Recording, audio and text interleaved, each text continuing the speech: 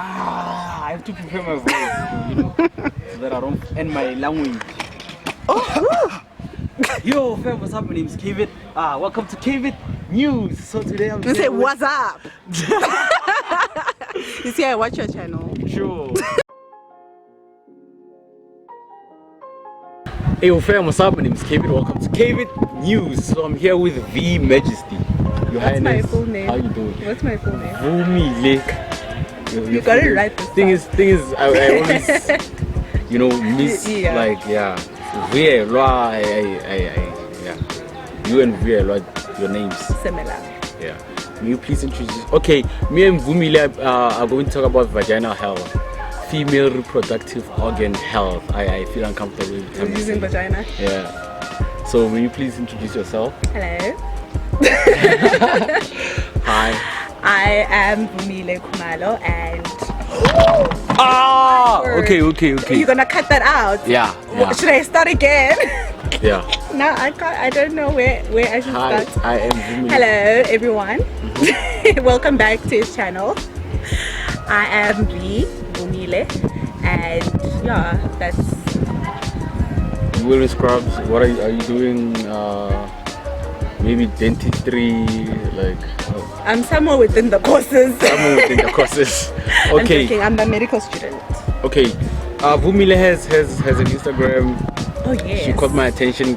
She has this thread that she does maybe once in a week or once in 2 weeks sometimes, where she talks about vaginal health. Like Follow me on Instagram. Follow her on Instagram at for more. VEE_MXGESTY VEE Majesty with an X and a G. Sure. Yep. So and my YouTube channel, go subscribe. also she has a YouTube channel. Yes. I don't know. She's not Moments very with active. VEE. I don't know. Yeah, guys. Will be. Okay, so tell us about the importance of VEE health. I'm gonna call it VEE health. Okay. So I think generally what I had seen like just in speaking with people is that we don't know much about VEE health, especially as women, and it's our health. Yeah. And I feel like our knowledge is very limited, and we don't have people to talk to about these things. We want to learn, we want to know, but we don't have people we can go to ask questions. So I did feel like it was sort of my responsibility to educate people about some of the things that I know and some of the things that I've learned along the way. So would you say it's also important for guys to know about that? Definitely.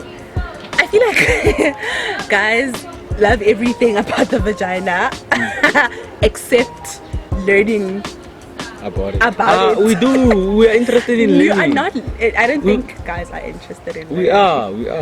Hey? If they but I think it's really important for guys, for everyone to know about VEE health. Okay.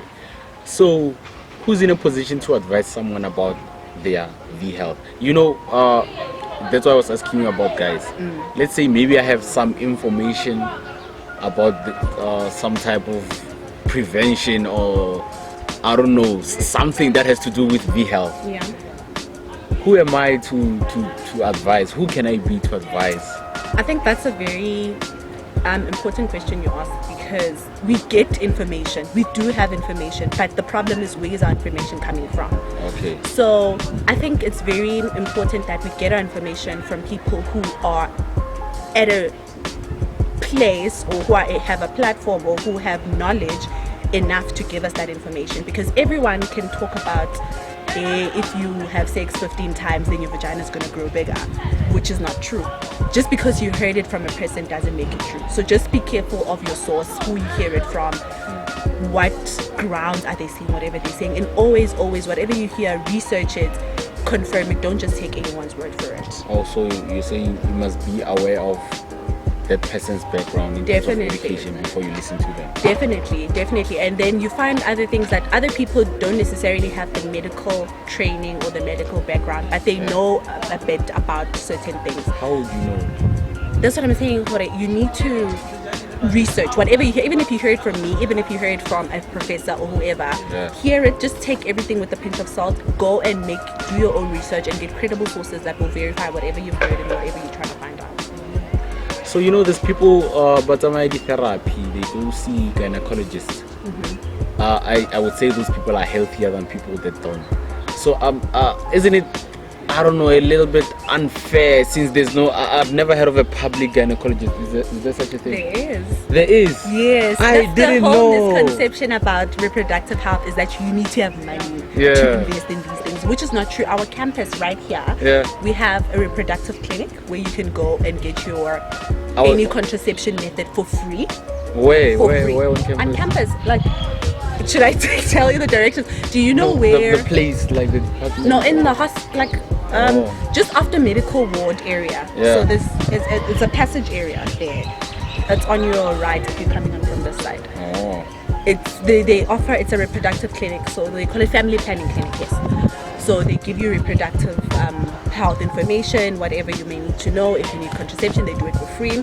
Very efficient ladies, very nice ladies. There's a gynecology clinic just a bit further around DQ area. Also free.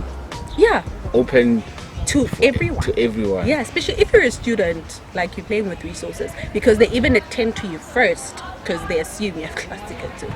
But they even attend to you first. If you come with your student card, you go there, they'll attend to you and they'll help you with whatever you need. So you there's don't help need- out there. Yep, People are here for you, you know? That's why we need you. exactly. Follow me. You'll Okay, so tell me, tampons or pads? see. Preference, really. I think it's preference. Preference. Yeah, I prefer tampons because they're just so efficient. If you haven't tried them, guys, try them. And just to clarify on the tampon issue, it has nothing to do with breaking your virginity or now you're gonna. It literally nothing to do with that. So I There's really nothing advise. sexual about No, tampons. nothing. And actually, it's actually the opposite. It's actually the opposite, but they're very compared to pads. They're very comfortable, more comfortable than pads, I'd say, in my opinion. Okay. So someone just told me now that there are people who uses cloths instead of pads. They don't afford pads. Yeah. How hygienic is that? Like, it doesn't sound like it's healthy. Use a cloth. I think when we speak about that topic, then the first thing that we should talk about is not even hygiene, because when you don't have, then hygiene is the last thing on your mind. The first thing is, how do I not get embarrassed when I'm walking? So that's why they go for cloths and whatever newspapers other people use. So I think hygiene is sort of, it would be unfair, I'd say, to question the hygiene in that situation. So I'd rather not comment on the hygiene. And the pads in hospitals, clinics, you know. Surprisingly, pads aren't as easily accessible as I think they should be. Because if you go to a clinic and ask somebody, they might give you. But it's not a thing where you go and there's a dispenser, or you go and you just take and you go. You literally have to look for them. You have to ask somebody. You need to ask for help. Is there criteria, or you can No, ask I think as anyone? you can ask anyone. You can go to if you go to the clinic and you see a doctor, you see a sister, then you just ask, can I please have pads? No one will ever say no to giving you pads. The only problem with it's admin. No one wants, because it's a stigma also related to it. So now when I come to the clinic, you know that's the girl that's asking for pads every time. No one wants to go through that. So I think they're not as easily accessible. You see condoms, you literally walk in a bathroom, it's there. Yeah. Pads is a different story. Do you Imagine think- if you had to ask for a condom every time you needed to use one. Imagine. Do you think it would be better if pads were as accessible as condoms? Like you find pads in Definitely, it's not even a question. It's not even a question, because even as a person who can afford to buy sanitary pads, sometimes you feel like you go on days and you didn't expect to have your cycle, and you're just there and you're like, what do I do now? If it wasn't accessible, then I wouldn't have a problem, but now you have to think of alternatives and you have to do things. Which is unnecessary. Exactly. Okay, let's talk about odor. I remember learning from my grandma. Yeah. She said there are people who have foul odor. It's natural. Like when you compare people's natural odors, some people's are not so pleasing. Some people's odors are not really pleasing. What's pleasing? What do they smell like? They don't smell. Pleasing? They don't. I don't want to sound offensive about it, you know. So I'm I don't asking know. what your degree of measuring this is. this smells fine, this smells off. Where are you basing it on? I base it on my reaction. You know, when you meet a person and then it's like I'm not saying I've never met anyone with, because you know how people will say, hey, when I keep it, they will keep it so hey, what I've never met anyone with that I gave like a reaction, that gave me a reaction. See, but there are people who give people reactions, who make people react certain ways because of their older. Oh, okay. You know, it's a guy meets a girl. The girl, maybe they are about to, have sex, and the guy has a reaction. And guys, it's a thing, yeah, guys. We don't talk about it. It's a guy code even. You don't let the woman know. But you let your friends men know. up. They do. We do. Which is just the logic to me is just. It's weird. I don't get it, but weird. okay. So how would you advise someone with that problem? Because I think everyone is conscious of themselves somehow. So if someone doesn't know how to get rid of that, or how to make that, I don't want to say, I don't know, I want to sound politically correct. You know, if someone wants to improve, on how they smell, I don't want to say how they smell, but on how they smell, how would you advise that person? Okay, I feel like with a lot of these questions, the answer is not as black and white as the question sounds, because odor is relative. What may smell good to you may not smell good to me. What's important is that you personally know you're normal.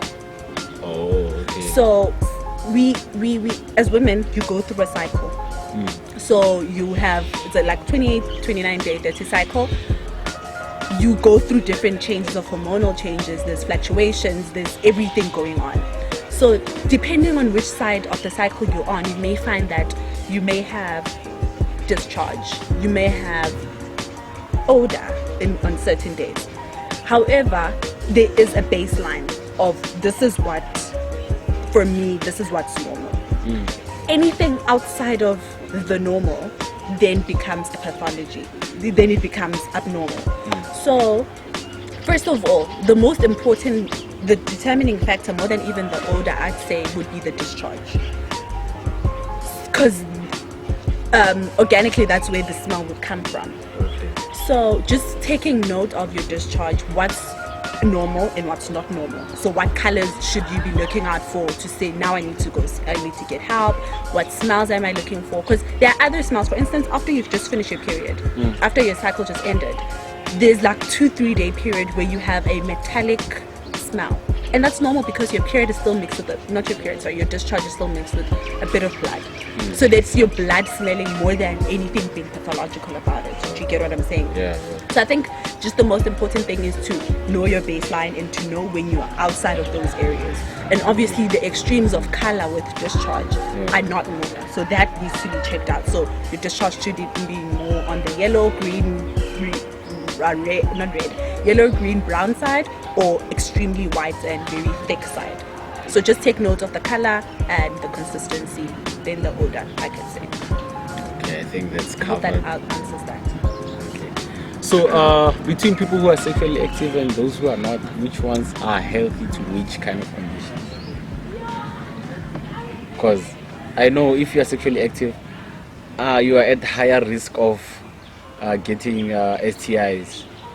But does that mean if you are not sexually active, you are safe, entirely safe from any kind of infection? I'm trying to structure this answer. Okay, I don't think, besides the issue of STIs, sexual activity really generally doesn't have much bearing on your reproductive health. So, like I'm saying, besides the sexually transmitted infections. So we have conditions which affect all women, regardless of whether you are sexually active or not. And there's this other lady that was asking me the other day, should I see a gynecologist even if I'm not sexually active? And I was explaining to her that there are conditions that we get that have nothing to do with your sexual activity. You can get fibroids, you can get endometriosis, which is just literally nothing to do with that. So your sexual activity only affects the conditions that you get that are sexually transmitted. I don't know what's the English there. But yeah, so very little bearing, very, very little.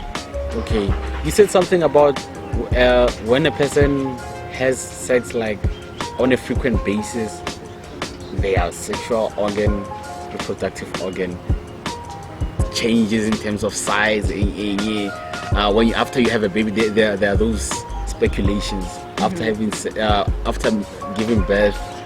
What happens to the size? What happens? What's the mechanisms around that?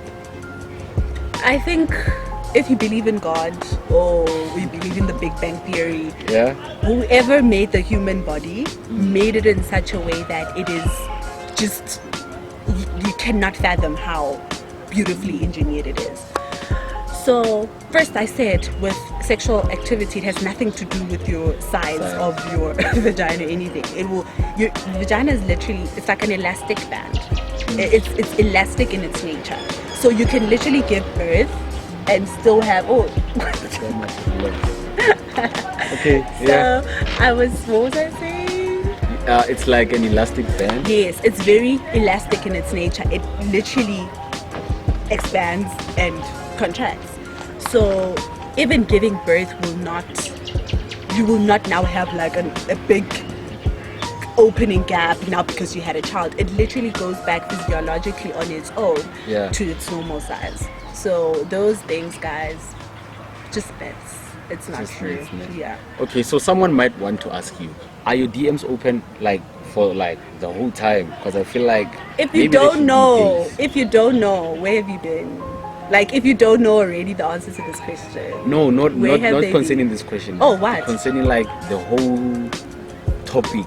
Yeah, the female's reproductive organs health. Yeah, definitely. Ask me anything. If I can answer, I will. So they can ask you at any time. Yeah, definitely. If I have time, I'll answer it. I answer all my DMs, so if I have time, then definitely answer it. Feel free. Yeah. Okay. Fam, that was V. Make sure you follow her on IG. Yeah, we're done. Make sure you follow her on IG. Like, comment, subscribe, and what's your YouTube? Moments with VEE. Moments. I'm coming back, you guys. I'll be back. Please come back.